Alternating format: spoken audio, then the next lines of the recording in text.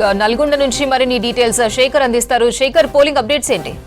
ఉమ్మడి నల్గొండ జిల్లాలోని 3 డివిజన్లలో 3వ విడత ఎన్నికలకు సంబంధించిన పోలింగ్ ప్రక్రియ ముగిసింది. 22 మండలాల్లో 465 గ్రామ పంచాయతీల్లో 3వ విడత పంచాయతీ ఎన్నికలు జరిగాయి. ఇక నల్గొండ జిల్లా వచ్చేటప్పటికి 227 గ్రామ పంచాయతీలు, 1610 వార్డుల్లో, యాదాద్రి జిల్లాలో 114 గ్రామ పంచాయతీలు, 993 వార్డులు, సూర్యాపేట జిల్లాలో 124 గ్రామ పంచాయతీలు, 1061 వార్డుల్లో ఎన్నికలు జరిగాయి. మొత్తం 6,50,829 మంది ఓటర్లు తమ ఓటు హక్కును వినియోగించుకోనున్నారు.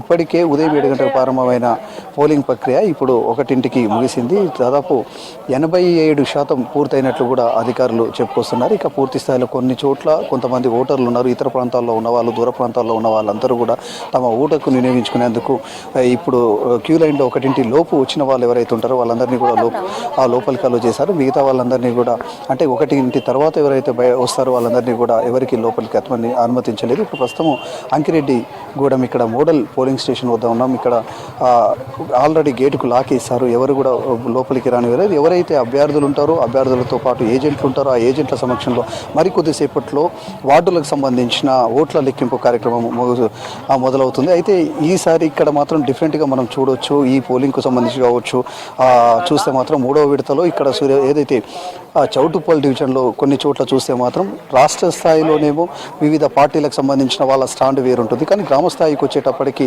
ఇక్కడుండే వాళ్ళ స్టాండ్ వేరుంటుంది. ఇక్కడ కొన్ని చోట్లనేమో కాంగ్రెస్ బీజేపీ పొత్తుంది, కొన్ని చోట్ల బీఆర్ఎస్ సిపిఎం సిపిఐ పొత్తుంది. ఇట్లా అలవెన్స్ అక్కడ గ్రామ స్థాయిలో వాళ్ళకున్న ఏర్పాట్లు, వాళ్ళకున్న వెసులుబాటు కావచ్చు, వాళ్ళకున్న స్నేహం కావచ్చు, దాంతోటే గ్రామ పంచాయతీ ఎన్నికలకు సంబంధించి పోటీ చేస్తూ ఉంటారనేది దీన్ని బట్టి మనము అర్థం చేసుకోవచ్చు. ఓవరాల్గా చూస్తే మాత్రం అంటే పార్టీలతో సంబంధం లేకుండా అభ్యర్థుల వ్యక్తిత్వాన్ని బట్టి మాత్రమే ఇక్కడ ఈ సర్పంచ్ ఎలక్షన్స్ జరుగుతూ ఉంటాయి అనేది, అదేవిధంగా పార్టీలు కూడా మద్దతు ఇస్తాయి అనేది మాత్రం ఇక్కడ దీనిని బట్టి మనం చెప్పుకోవచ్చు. ఎందుకంటే స్టేట్లో చూస్తే మాత్రం కాంగ్రెస్కు బీజేపీకి బీఆర్ఎస్కు అంటే ఒకరికొకరు ప్రత్యర్థి పార్టీలుగానే వ్యవహరిస్తారు. కానీ ఇక్కడ వచ్చేటప్పటికి కొన్ని చోట్ల కాంగ్రెస్ బీజేపీ పొత్తుంది, కొన్ని చోట్లనేమో బీఆర్ఎస్ కమ్యూనిస్టులు పొత్తున్నారు.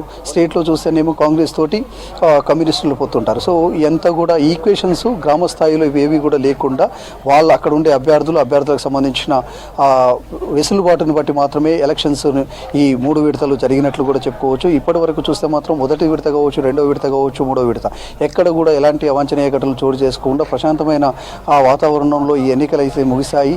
చాలా చోట్ల కూడా 3 విడతల ఎన్నికలను చూస్తే మాత్రం ఈ కౌంటింగ్కు సంబంధించి చూస్తే 10-20 ఓట్ల లోపు మెజారిటీతో గెలిచిన స్థానాలు అనేకం ఉన్నాయి. అంటే గ్రామ పంచాయతీ ఎన్నికలకు సంబంధించి ప్రతి ఓటు కూడా చాలా కీలకంగా వ్యవహరిస్తుంది.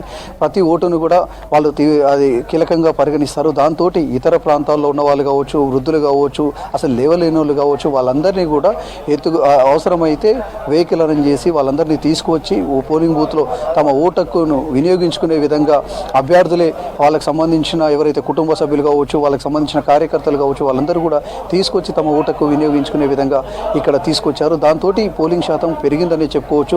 1వ విడత ఎన్నికలకు సంబంధించి యాదాద్రి భువనగిరి జిల్లాలో హైయెస్ట్ పోలింగ్ శాతం పెరిగింది. ఇక 2వ విడతకు సంబంధించి కూడా ఆల్మోస్ట్ ఆల్ యాదాద్రి జిల్లా కావచ్చు, అటు సూర్యాపేట జిల్లాలో, నల్గొండ జిల్లాలో పెద్ద ఎత్తున ఓటర్లు తమ ఓటు హక్కును వినియోగించుకున్నారు. ఈ 3వ విడతకు సంబంధించి నల్గొండ జిల్లాలోని దేవరకొండ డివిజన్, అదేవిధంగా ఈ భువన యాదాద్రి జిల్లాలోని చౌటుప్పల్ డివిజన్లో కావచ్చు, ఆలేరు సంబంధించి 2 మండలాలు ఉంటాయి. ఇక సూర్యాపేటలోని హుజూర్ నగర్ నియోజకవర్గంలో పోలింగ్ జరుగుతుంది. ఇవన్నీ కూడా ఈ చౌటుప్పల్కి వచ్చేటప్పటికి దాదాపు 25% హైదరాబాద్లోనే వాళ్ళు ఉంటారు.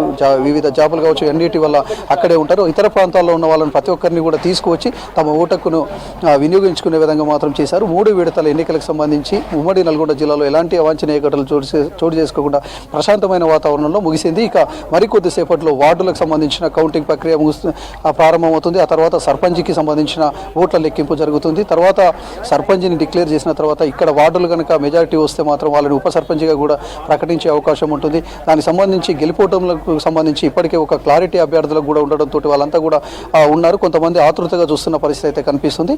ఇక మెల్లమెల్లగా ఇంకో 2 గంటల తర్వాత మాత్రం వార్డులకు సంబంధించిన ప్రతి లెక్కింపు మాత్రం అది స్టార్ట్ అవుతుంది అని చెప్పుకోవచ్చు.